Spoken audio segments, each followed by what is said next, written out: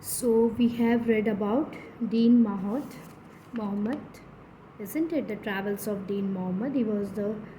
First. He was the first writer who wrote in English Indian. The Travels of Dean Mohammed, the first book ever written and published by an Indian in English. It is a memoir as a popular genre in non-fictional prose. So let's move ahead. The book was written more than 2 centuries ago, just when the Mughal Empire was fading away and the British was taking over. Dean Mohammed describes various aspects of life in his book, especially of India, always laying stress on the beauty of the country and the nobility of its people. He describes the Mohammedan ceremony of marriage, the caste system, the custom of offering betel leaves, and the goods manufactured in different parts of the country, such as the fine cloth of Dhaka. But the tone is always that of neutral observer. One find the author taking over the Europeans' value along with the vocabulary. The Indians who attack the Bengal army's convoy group are described as a savage clan and unfeeling barbarians.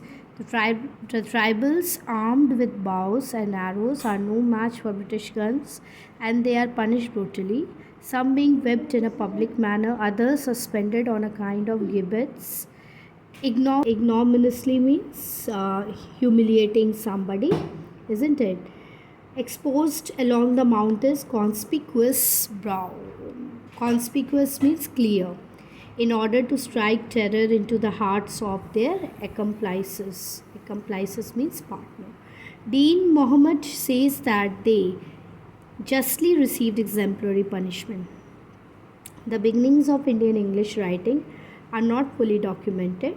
For long, Cavalier Venkata Boria's account of the Jains, so we have moved on to the next paragraph, which was published in 1809 in a journal, has been considered the first published book by an Indian in English. M.K. Nayak, in his History of Indian English Literature, which was published in 1982, and K.R. Srinivasa Iyengar, in his Indian Writing in English, supported this view because the travels of Dean Mohammed had been forgotten.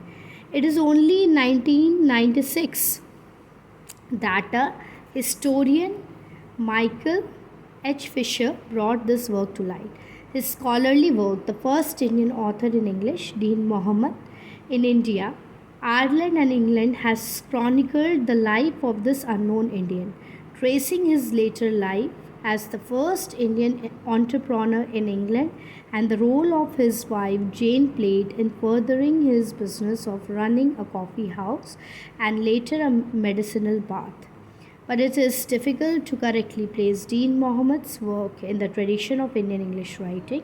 He is chronologically the first, but we do not know whether later writers like Raja Ram Mohan Roy were aware of his work.